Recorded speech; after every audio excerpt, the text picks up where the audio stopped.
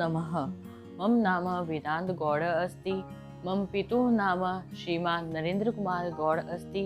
अहम 10वीं कक्षाया पठामि। अहम जोधपुर नगरे वसामि। हमारा प्रकरण है संधि। संधि क्या होती है? दो वर्णों के मेल से जो परिवर्तन होता है उसे संधि कहते हैं। जैसे हिम प्लस आले हिमालय। संधि के 3 प्रकार होते हैं: असंधि, स्वर्ग संधि, हल संधि, व्यंजन संधि, विसर्ग संधि। विसर्ग संधि के फिर 4 उपभेद होते हैं: सत्वम संधि, उत्वम संधि, ऋत्वम संधि, विसर्ग लोप संधि। हम विसर्ग संधि पढ़ने जा रहे हैं। विसर्ग संधि की संस्कृत में परिभाषा होती है: यदा विसर्गस्य स्थाने किमपि परिवर्तन भवति तदा विसर्ग संधि इति कथ्यते। यथा धनु प्लस टंकार धनुष्टंकार। हिंदी में मतलब यदि विसर्ग के स्थान पर कोई भी परिवर्तन हो तो वह विसर्ग संधि कहलाता है। जैसे धनु प्लस टंकार धनुष्टंकार। यहाँ विसर्ग की जगह पे श आया है तो यह विसर्ग संधि हुआ। सत्वम संधि।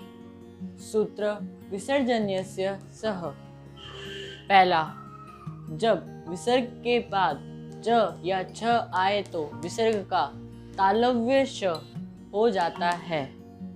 जैसे यह विसर्ग है, विसर्ग के बाद च या छ में से कोई भी आए तो तालव्य श हो जाता है। बालः प्लस छात्रः बालश् छात्रः।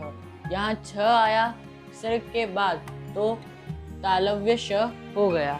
सेकंड, जब विसर्ग के बाद त या थ वर्ण आए तो विसर्ग का दंतय श में बदल जाएगा।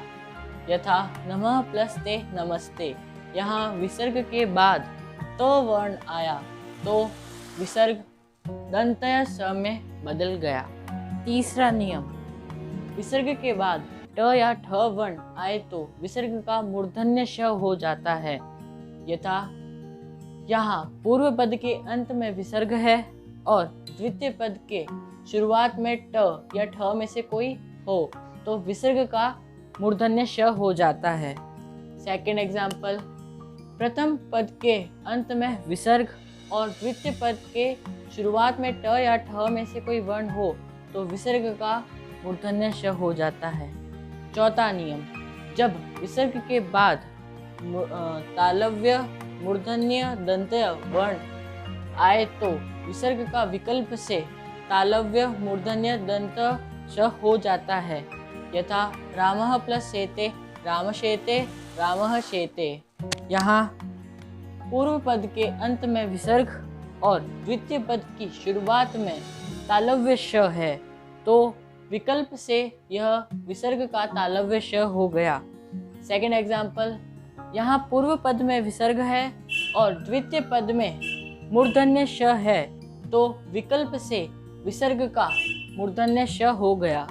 यहाँ तीसरे उदाहरण में पूर्व पद के अंत में विसर्ग है और द्वितीय पद की शुरुआत में दंतय श है तो दंतय श का विकल्प से श हो गया और निस्संदेह बन गया। यहाँ हमारी सत्वम संधि पूर्ण हुई। विसर्ग संधि का द्वितीय भेद है उत्वम संधि। उत्वम संधि के 2 नियम हैं। पहला नियम, पहले नियम का सूत्र अतो रोल प्लुता तप्लुते। यदि विसर्ग से पहले और बाद में अ हो तो विसर्ग का ओ हो जाता है और बाद वाले अ का अवग्रह हो जाता है। जैसे यहाँ विसर्ग के पहले अ है, यह अ है और विसर्ग के बाद भी अ है तो विसर्ग का ओ हो जाता है, बाद वाले अ का अवग्रह बन जाता है। एग्जाम्पल, रामः प्लस अयम।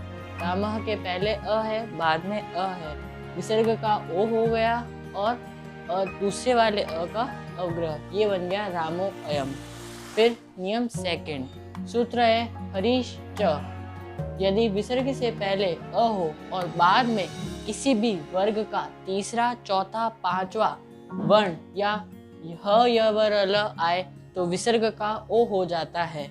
यहाँ विसर्ग है, बाद में ह है तो विसर्ग का ओ हो जाएगा। ये विसर्ग का ओ हो गया तो रामः प्लस हसति रामो हसति।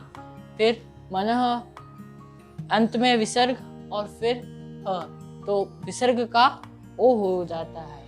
तो ये हो गया मनः प्लस हर, मनोहर। यहाँ हमारी उत्वम संधि पूर्ण हुई। विसर्ग संधि का तीसरा पार्ट है रुत्वम संधि। रुत्वम संधि में सूत्र है ईचो अशि विसर्गस्य रेफः। इसमें नियम है यदि विसर्ग से पहले अ या आ के अलावा कोई भी स्वर आए तो विसर्ग के बाद कोई भी स्वर किसी भी वर्ग का तीसरा, चौथा, पांचवा वर्ण या य, र, ल, व, ह आदि आए तो विसर्ग का र हो जाता है। यथा मुनि प्लस इति मुनिरिति।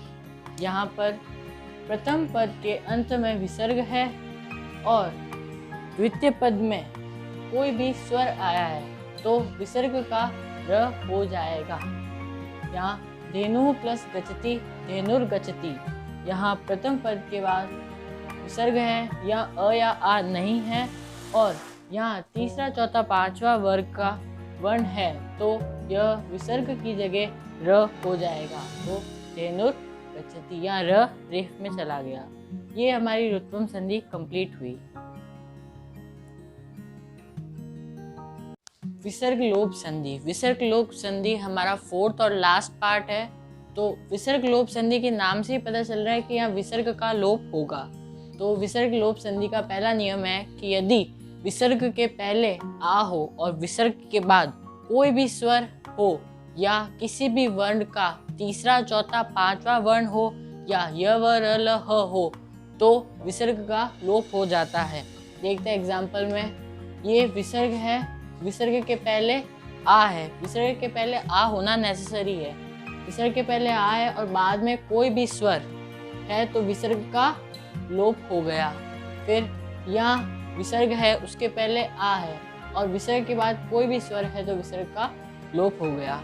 फिर सेकंड नियम है कि यदि विसर्ग से पहले अ हो और विसर्ग के बाद अभिन्न स्वर मतलब अ के अलावा कोई भी स्वर है तो विसर्ग का लोप होगा। जैसे यहाँ कृष्ण प्लस एति, कृष्ण एति। कृष्ण विसर्ग के पहले यहाँ अ है, छुपा हुआ अ है यहाँ पे और बाद में स्वर है अभिन्न स्वर तो विसर्ग का लोप हो गया। यहाँ राम, तो विसर्ग के पहले अ है और विसर्ग के बाद ये आ है अभिन्न स्वर तो विसर्ग का लोप हो गया। ये थी हमारी विसर्ग लोप संधि के दो नियम। यह हमारे विसर्ग लोप संधि के तीसरे और चौथे नियम। तीसरा नियम, विसर्ग के पहले शह और एशह हो और विसर्ग के बाद अभिन्न स्वर मतलब अ के अलावा कोई भी स्वर या व्यंजन हो तो विसर्ग का लोप हो जाता है।